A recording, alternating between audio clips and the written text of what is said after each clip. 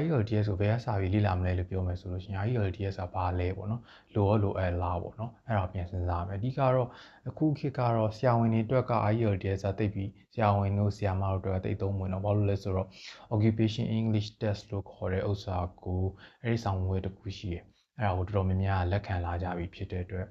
IELTS ကဆရာဝန်တွေဆရာမတွေကြားမှာတိတ်ပြီးတော့အရေးပန်းမစားတော့ဘူးဒါပေမဲ့ဒီတက္ကသိုလ်ကျောင်းသားတွေအတွက်ကတော့အများကြီးသုံးဝင်တယ်နောက်တစ်ခုကဒီ IELTS က general center ပေါ့နော်အဲ့လို general center ဖြစ်တဲ့အတွက်ပို့ပြီးတော့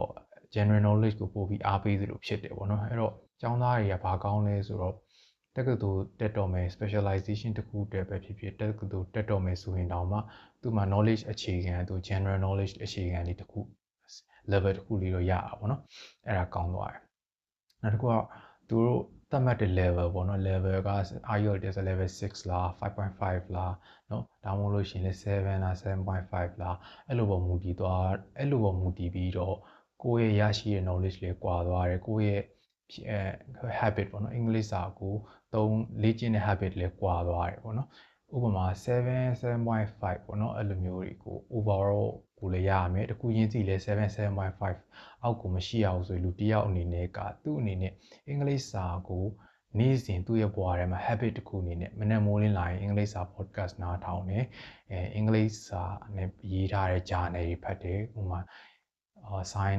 New Scientist လို magazine တွေမနေ့တိုင်းဖတ်ဖို့အတွက်ပေါ့နော်သူမှာဖုန်းထဲမှာ download မယ် application download တာမျိုးအစ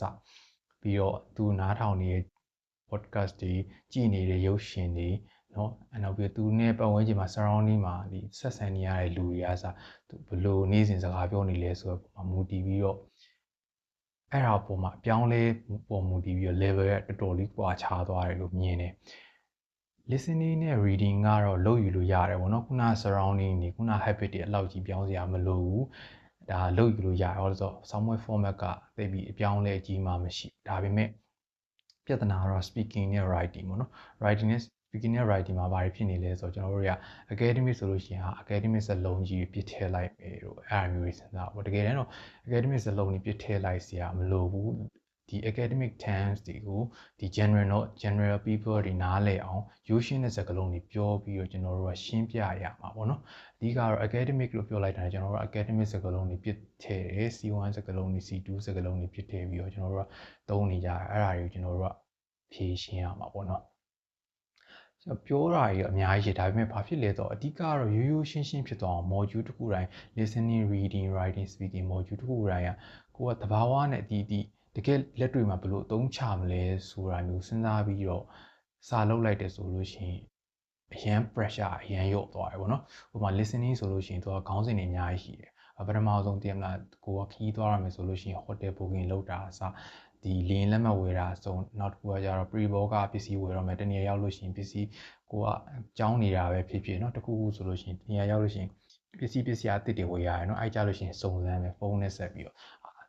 ဒီပစ္စည်းကဘာမျိုးစားလဲ